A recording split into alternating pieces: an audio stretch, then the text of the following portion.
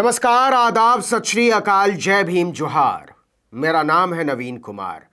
अगर तुलसीदास और रामचरितमानस पर बात करके आपका दिल भर गया हो तो गरीबी, अमीरी, महंगाई जैसी बोरिंग चीजों पर भी बात कर लें, क्योंकि खाते तो सब रोटी ही है ना।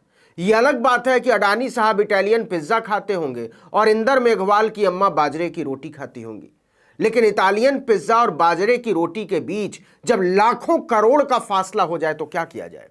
चलिए जरा इस फासले का मतलब समझने की कोशिश करते हैं।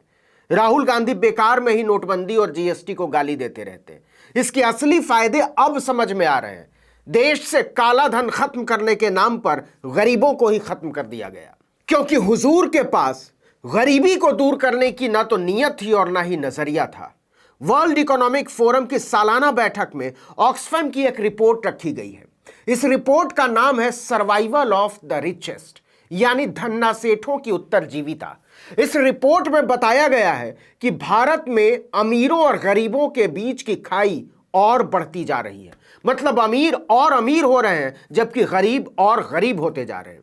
देश के साधारण लोग कंगाल होते जा रहे हैं और अरबपति खरबपति माला माल।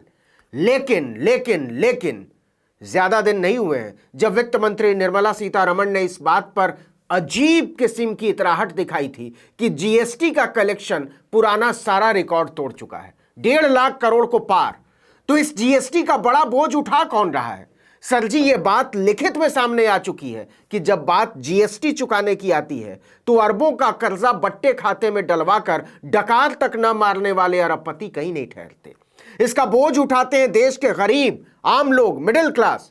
रिपोर्ट में कहा गया है कि गरीब ज्यादा टैक्स का भुगतान कर रहे हैं। मतलब अमीरों की तुलना में जीएसटी वाली सेवाओं पर ज्यादा खर्च इस देश के गरीब कर रहे हैं, साधारण लोग कर रहे हैं। समय आ गया है कि अमीरों पर टैक्स लगाया जाए और यह सुनिश्चित किया जाए कि वे कमाई का एक उचित हिस्सा टैक्स में चुकाएं सरकार को। देखिए कि देश के कुल 21 धन्ना सेठों के पास देश के 70 करोड़ लोगों की कुल दौलत से ज्यादा संपत्ति है।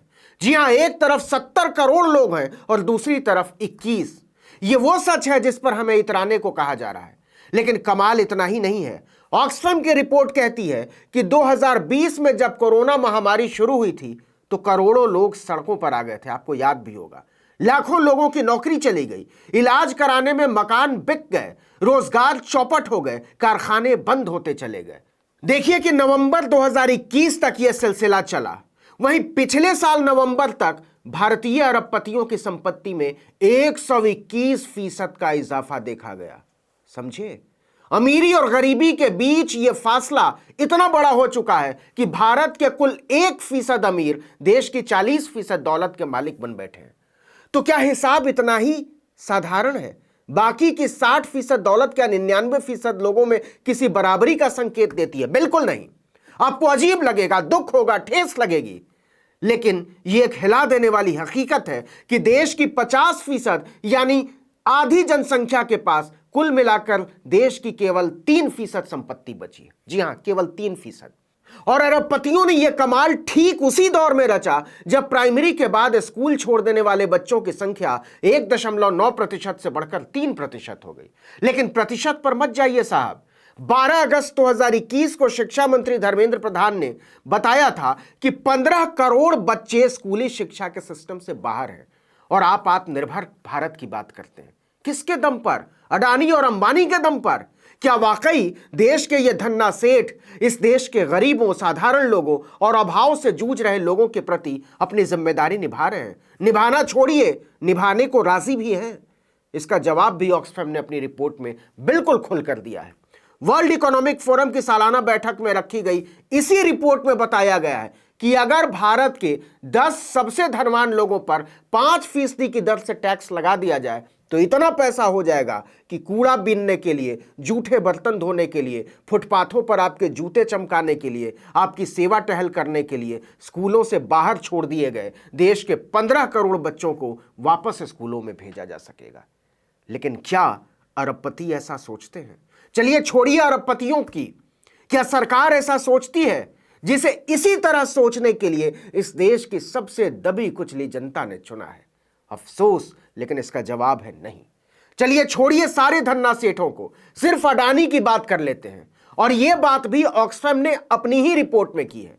लेकिन रजत शर्मा जब अदालत लगाते हैं तो गौतम अडानी से पूछने में उनकी जुबान कांप जाती है। ऑक्सफैम की इसी रिपोर्ट के मुताबिक अगर देश के सबसे अमीर आदमी खरबपति गौतम अडानी के अनरियलाइज्ड गेन्स पर वन ऑफ टैक्स लगाया जाए तो यह करीब 1,79,000 करोड़ रुपए बैठेगा।